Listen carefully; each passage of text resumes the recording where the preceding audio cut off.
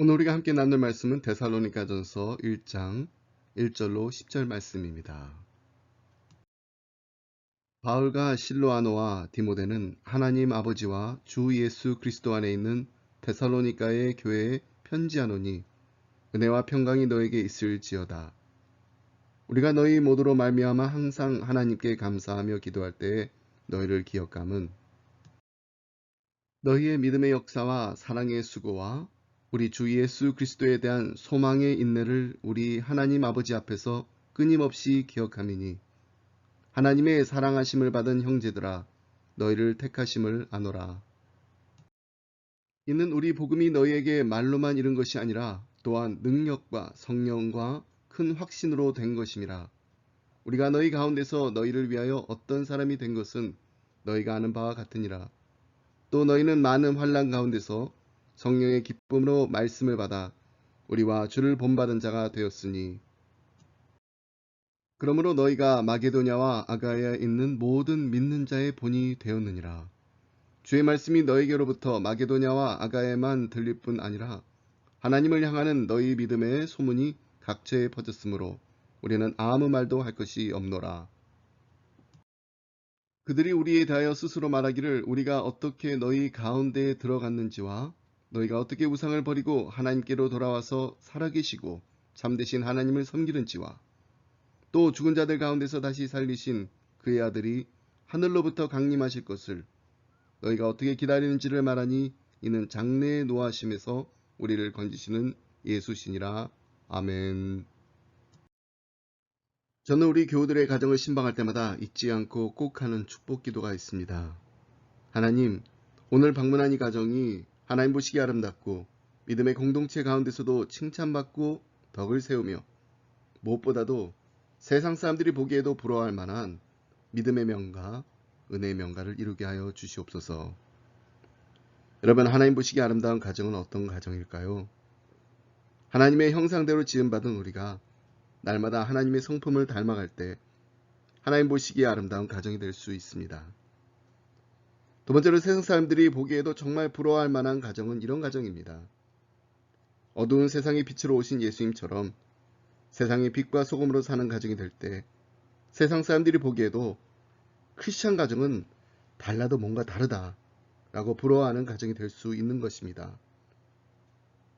자, 그렇다면 믿음의 공동체 가운데서도 칭찬받고 덕을 세우는 가정의 모습은 과연 어떤 것일까요? 오늘 우리가 함께 읽은 본문 말씀에 보면 사도 바울이 데살로니가 교회와 교인들을 칭찬하고 있습니다. 우리는 이들의 모습 속에서 믿음의 공동체 가운데서도 칭찬받고 좋은 소문을 날 뿐만 아니라 덕을 세우는 가정의 모습을 그리고 교회의 모습을 찾아볼 수가 있습니다. 3절 말씀 함께 보겠습니다. 너희의 믿음의 역사와 사랑의 수고와 우리 주 예수 그리스도에 대한 소망의 인내를 우리 하나님 아버지 앞에서 끊임없이 기억함이니. 사도 바울이 데살로니가 교회와 성도들을 칭찬하면서 믿음과 소망과 사랑, 이 세 가지 신앙의 덕목이 서로 아름답게 조화를 이루고 있음을 기억하고 있다고 했습니다. 기억하는데 그냥 한두 번도 아니고 쉬지 않고 끊임없이 기억한다고 하니 이보다 더 큰 칭찬이 어디 있겠습니까? 저는 우리 기쁨의 교회가 그리고 우리 기쁨의 가정들이 이런 칭찬을 꼭 받았으면 좋겠습니다. 하나님 앞에서뿐만 아니라 사람들의 기억 속에서도 끊임없이 칭찬받을 만한 일들로 가득한 인생을 산다면 얼마나 행복할까요? 그러기 위해서 먼저 우리는 믿음의 역사가 일어나는 교회, 가정이 되어야 합니다. 믿음의 역사는 믿음으로 말미암은 행함을 뜻합니다. 영어 성경에서는 work of faith이라고 번역하고 있습니다. 다시 말해서 데살로니가 교회와 교인들은 믿음이 있다고 말로만 고백한 것이 아니라 그들의 삶을 통해서 온전한 믿음의 행위가 열매로 나타났다는 것입니다. 그래서 8절 말씀에서 사도 바울이 이들을 칭찬하면서 뭐라고 하나요? 주의 말씀이 너희에게로부터 마게도냐와 아가야에만 들릴 뿐 아니라 하나님을 향하는 너희 믿음의 소문이 각처에 퍼졌으므로 우리는 아무 말도 할 것이 없노라. 여러분, 이거보다 더한 칭찬이 어디 있겠습니까? 우리가 말하지 않아도 이제 알만한 사람들은 다 안다는 거예요. 우리 기쁨의 교회가 그리고 우리 기쁨의 성도님들이 우리 주위에 알만한 사람들은 다 알 만큼 사랑이 넘치고 믿음의 열매를 풍성히 맺는 칭찬받는 우리 모두가 되길 간절히 소원합니다. 사실 이 데살로니가 교회는요, 믿는 자들의 본이 될 만큼 신앙의 연륜이 아주 깊고 오래된 교회가 아닙니다. 이제 막 갓 태어난 교회였을 뿐만 아니라 항구도시라는 특수한 상황 때문에 우상을 섬기는 의식과 더불어 성적으로도 아주 문란한 문화 속에 있었던 교회였습니다. 그럼에도 불구하고 이들은 버릴 것은 버리고 결단한 것은 결단하는 행함이 있는 믿음이 있었습니다. 9절 말씀 보니까 그들이 우리에 대하여 스스로 말하기를, 여기서 그들은 각처에서 데살로니가 성도들의 믿음에 대하여 말하는 자들을 말합니다. 그리고 여기서 우리는 바울과 그의 일행을 말하는데 이들이 과연 어떤 소문을 들었던 것일까요? 우리가 어떻게 너희 가운데에 들어갔는지와 너희가 어떻게 우상을 버리고 하나님께로 돌아와서 살아계시고 참되신 하나님을 섬기는지에 대해서 들었다는 것입니다. 이들은 이제까지 자신들이 섬겨왔던 우상들을 단호하게 버리고 하나님께로 돌아와 하나님을 섬기는 삶을 살았습니다. 여러분, 믿음의 역사가 언제 일어나나요? 우리가 신앙생활을 오래 하고 신앙의 연륜이 좀 깊어져야지만 역사가 일어나는 것이 아닙니다. 우리가 복음을 듣고 받아들이고 예수 그리스도를 영접하는 순간부터 우리의 삶 가운데 믿음의 역사가 일어나야 하는 것입니다. 그리고 그 믿음의 역사는 오늘도 우리의 삶 가운데서 일어나고 있습니다. 우리가 버려야 할 것은 버리고 하나님께로 돌아와 살아계신 하나님, 거룩하신 하나님을 온전히 섬길 때 우리 기쁨의 교회와 가정들 가운데 귀한 믿음의 역사가 일어날 줄 믿습니다. 두 번째로 우리는 사랑의 수고가 있는 교회와 가정이 될 때 믿음의 공동체 가운데서도 칭찬받을 수가 있습니다. 사랑의 수고는 영어 성경에서도 번역한 것처럼 labor of love입니다. 그냥 우리가 보통 인사치레로 하는 말로 수고하셨습니다 정도가 아닙니다. 정말로 피곤할 정도의 노동과 온몸이 다 녹초가 될 정도의 고된 일을 했을 때의 수고를 말합니다. 무엇을 위해서요? 사랑을 위해서입니다. 그리고 이 사랑은 바로 하나님의 사랑, 아가페 사랑을 말합니다. 다시 말해서 데살로니가 교회의 교인들은 사랑을 나눔에 있어서 자기 자신의 전부를 다 내어줄 만큼 헌신적으로 사랑했다는 것입니다. 누구의 본을 받아서 그렇게 했나요? 바로 우리 주 예수 그리스도의 십자가의 사랑, 하나밖에 없는 독생자 예수 그리스도를 아낌없이 십자가에 내어주시리만큼 우리를 사랑하시는 하나님 아버지의 사랑을 본받아서입니다. 그리고 이들이 어떻게 서로를 사랑했는지에 대해서 4장 9절에서 10절에서 이렇게 사도 바울은 칭찬하고 있습니다. 형제 사랑에 관하여는 너에게 쓸 것이 없음은 너희들 자신이 하나님의 가르치심을 받아 서로 사랑함이라. 너희가 온 마게도냐 모든 형제에게 대하여 과연 이것을 행하도다. 형제들아 권하노니 더욱 그렇게 행하고. 데살로니가 교회 성도들은 하나님의 가르치심대로 서로를 사랑했을 뿐만 아니라 교회 안에서 우리끼리만 하는 사랑이 아니라 온 마게도냐의 모든 형제들에게까지 이들의 사랑의 지경을 넓혔던 것입니다. 저는 이것이 하나님께서 우리 기쁨의 교회에 주신 비전이라고 믿습니다. 우리 기쁨의 교회는 하나님을 만나는 기쁨이 있습니다. 성도가 하나가 되는 기쁨이 있습니다. 그런데 거기서 멈춰서는 안 됩니다. 이웃을 만나는 기쁨, 이웃을 섬기는 기쁨이 있어야 합니다. 지역을 넘어서, 인종을 넘어서, 민족을 넘어서 사랑의 수고를 아끼지 않을 때 우리는 비로소 하나님의 얼굴에 미소 짓게 하는 교회로 칭찬받게 될 것입니다. 우리에게 잘 알려진 아직도 가야 할 길이라는 책을 쓴 스카펙이 사랑에 대해서 이런 말을 했어요. 사랑은 의지의 실천이다. 즉, 하고자 하는 의도와 행동, 두 가지 모두를 같이 묶는 것이 사랑이다.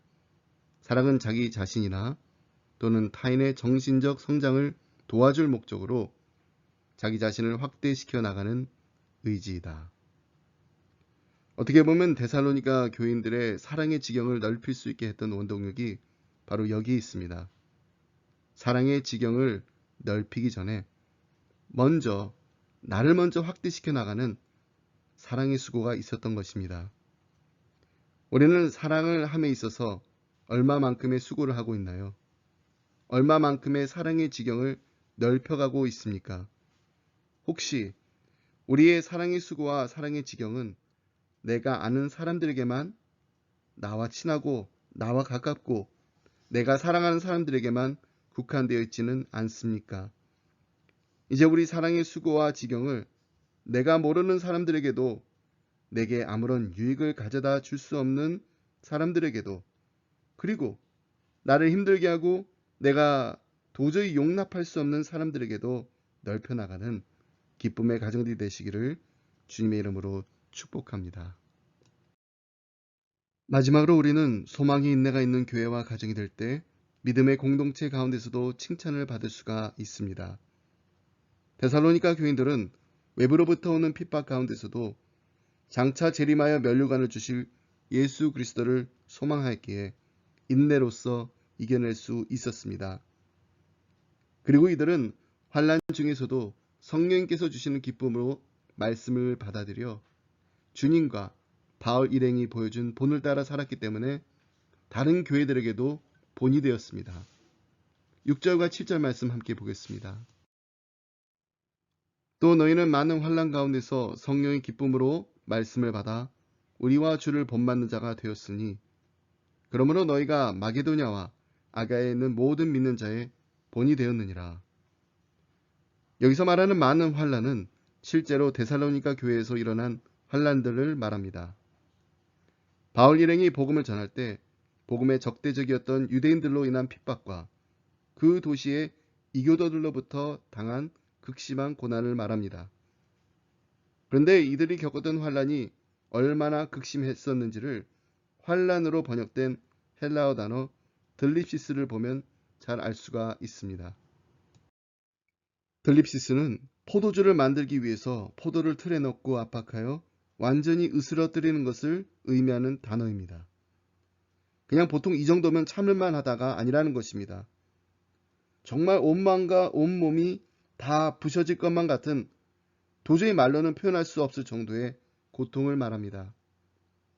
그런데 데살로니가 교인들이 이런 환난 가운데 있었음에도 불구하고 성령의 기쁨으로 복음의 말씀을 받아 예수님을 본받는 자들이 되었기 때문에 마게도냐와 아가야에 있는 모든 믿는 자들의 본이 될 수가 있었던 것입니다. 우리 지난번 함께 봤던 영화 교회 오빠의 주인공이신 고 이관희 집사님의 간증 기억하시나요? 4기 대장암 판정을 받은 후 그 충격으로 갑작스럽게 어머니께서 돌아가시고 그리고 연이어서 아내는 4기 혈액암까지 걸리게 되면서 감히 상상할 수도 감당할 수도 없는 고난을 마주하게 되었을 때 이관희 집사님께서 선택하신 것은 좌절하고 원망하고 분노하는 것이 아닌 감사하고 사랑하고 믿음을 가지는 것이었습니다.